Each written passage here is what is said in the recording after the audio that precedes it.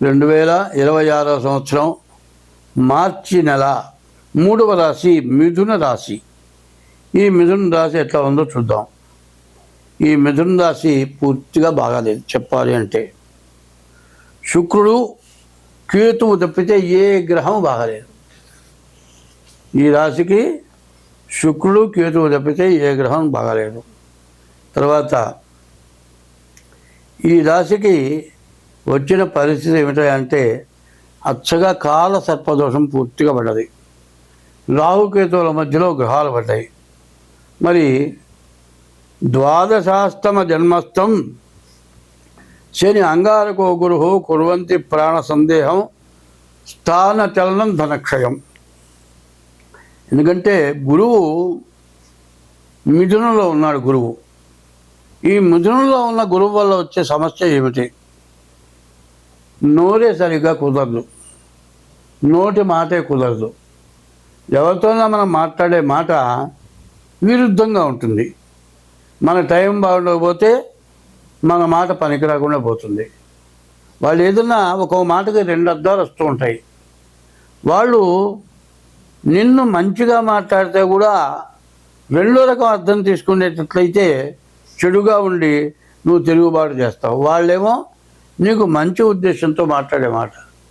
మరి ఆ మంచి ఉద్దేశంతో మాట్లాడే మాట ఎట్లా ఉంటుంది?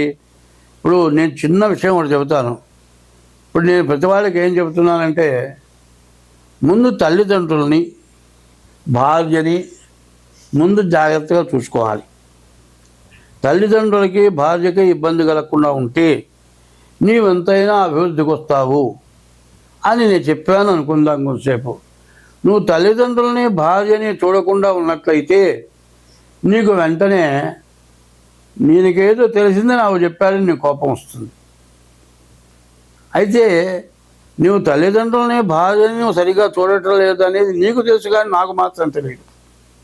ఇది మంచిది కాదు, దీనివల్ల ఇబ్బంది పడతావు అని చెప్తాను. ఎందుకంటే ఇప్పుడు మిథున రాశిలో ఉన్న పరిస్థితి ఏంటంటే కుటుంబంలో రకరకాలైన కలహాలు వస్తాయి.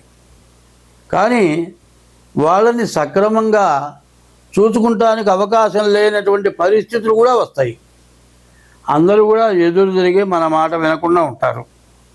వినని వాళ్ళని ఏం చేయగలుగుతాం? ఏమి చేయలేము. అటువంటిప్పుడు నేను చెబితే నాకు ఎట్లా ఉంది? నీకు విరుద్ధంగా ఉంది. వాడు నా మాట వింటలేదు, నన్ను చూడమని చెబితే నేనెట్టా చూస్తాను అనేటువంటి కోపం నీకు వస్తుంది.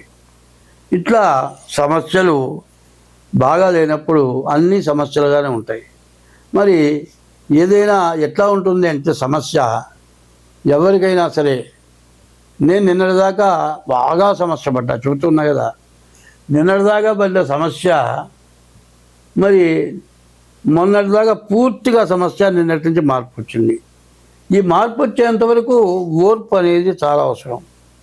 ఈ ఓర్పు ఎట్లా ఉండాలి అంటే అవతల వాళ్ళు ఎంత పొరపాటు చేసినా, ఎంత విరుద్ధంగా ఉన్నా ఏదో మంచిగా చెబుతూ ఉండాలి. కానీ నువ్వు ఈ తప్పు చేశావు అని వేలు పెట్టి చూపించేటట్లయితే నిన్ను 3 వేలు చూపిస్తున్నాయి. అట్లా చూపించకుండా సర్దుకుంటూ టైం బాగాలేదు, ఈ టైం బాగాలేనందువల్ల ఇబ్బంది పడుతున్నాను అని నీ ఇష్టదైవాన్ని పూజించడం, ఇష్టదైవాన్ని ప్రేమించడం ఎక్కడి దాకా వద్దండి. నీకు శత్రువు ఉన్నాడు, వాడు కత్తో కర్రో తీసుకొని వస్తాడు కొట్టడానికి. నన్ను క్షమించుకొని కాళ్ళు పట్టుకుంటే వాడు ఆ పని చేయగలడా? ఎవడో పరమమూర్ఖుడు అయితే చేస్తాడు, కానీ మంచివాడు ఆ పని చేయలేడు. అట్లాగే ఇవాళ కుటుంబ సమస్యలు అట్లా ఉన్నాయి. ఎందుకంటే ఎవరికో చెప్పట్లా, మిథున రాశిని గురించే చెబుతున్నాను ప్రత్యేకించి. ఈ మిథున రాశిలో సమస్యలు బాగా ఎక్కువగా ఉండేటువంటి లక్షణాలు బాగా ఎక్కువగా కనబడుతున్నాయి. కాలసర్ప దోషం రాహుకేతువుల మధ్యలో పడ్డాయి. ఈ కేతువు యొక్క స్వభావం ఎట్లా ఉంటుందంటే కేతుశ్రికి ధ్వజోధూమ్ల ఉత్పాతో బహురూపకృత. చెడుగా ఉన్నప్పుడు ఏం చేస్తాడంటే కనీసం తన జుట్టుతో బీక్కుంటాడు. ఊరికినే బీక్కోవడం కాదు, ఊరే చెట్టుగా బీక్కుంటాడు. ఎందుకులో జుట్టు అట్లా బీక్కుంటున్నావంటే ఎందుకు బీక్కుంటున్నాడో వాడికి అర్థం కాదు. కానీ ఈ రాశి వాళ్ళకి కేతువు బాగున్నాడు. కాలసర్పదోషం ఉన్నా కూడా కేతువు తృతీయంలో బాగున్నాడు.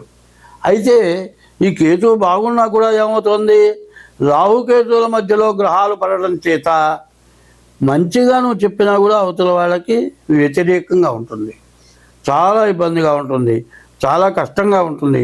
ఎట్లా ఉంటుందంటే ఇంటికి పోయినావు, నీకు ప్రత్యేకమైన మిత్రుడి దగ్గరికి వెళ్ళావు, ఇంట్లో పోగానే పిల్లాడు కనపడ్డాడు, అరే మీ నాన్న ఏం చేస్తున్నాడురా, వంట చేస్తున్నాడు, మేమేం చేస్తుందిరా, గడ్డం చేసుకుంటుంది అంటాడు.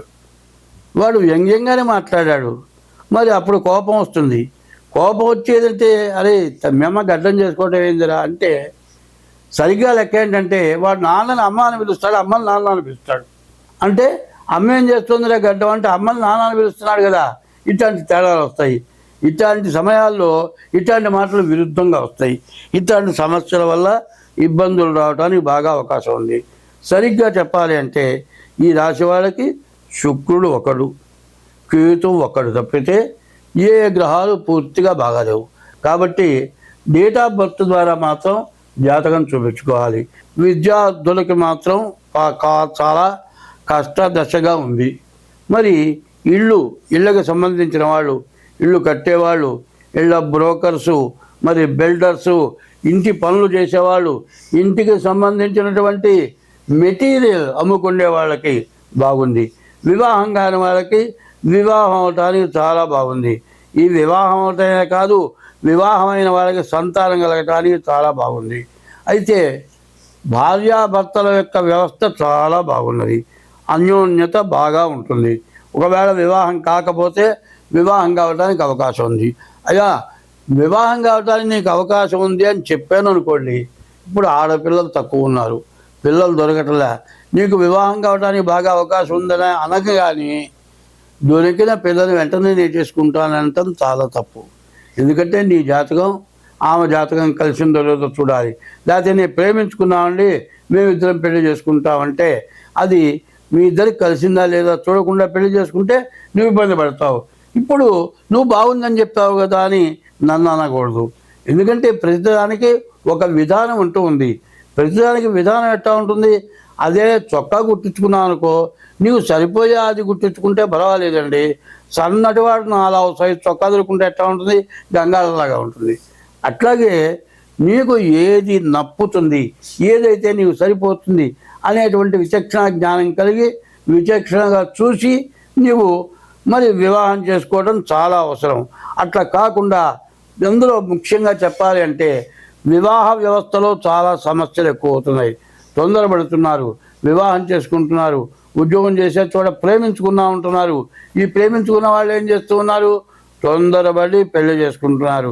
తర్వాత పెద్దవాళ్ళ నిర్ణయం లేకుండా చేసుకొని తర్వాత వైరం వచ్చేసి కోర్టుకు ఎక్కుతున్నారు. ఇటువంటివన్నీ కూడా బాగా ఎక్కువగా జరుగుతున్నాయి. కాబట్టి వివాహం చేసుకోవాలంటే షష్టాష్టకాలు ఉండకూడదు, కాల సర్పదోషం ఉండకూడదు, కుజ దోషం ఉండకూడదు. ఇటువంటివన్నీ కూడా చూసి పెళ్ళిళ్ళు చేసుకోవడం చాలా అవసరం. అయితే ఈ రాశి వాళ్ళకి మోటార్ ఫీల్డ్ వాళ్ళకి కానీ, మరి వ్యవసాయదారులకు కానీ, తర్వాత రియల్ ఎస్టేట్ వాళ్ళకి కానీ, కళాకారులకు మాత్రం బాగుంది. మిగతా ఏ సంబంధించిన వాళ్ళకి కూడా పూర్తిగా బాగాలేదు. కాబట్టి ఈ రాశి వాళ్ళు ముందుగా డేట్ ఆఫ్ బర్త్ ద్వారా జాతకం చూసుకొని జాగ్రత్తగా ప్రవర్తిస్తే ఎంతైనా మంచిది. స్వస్తి.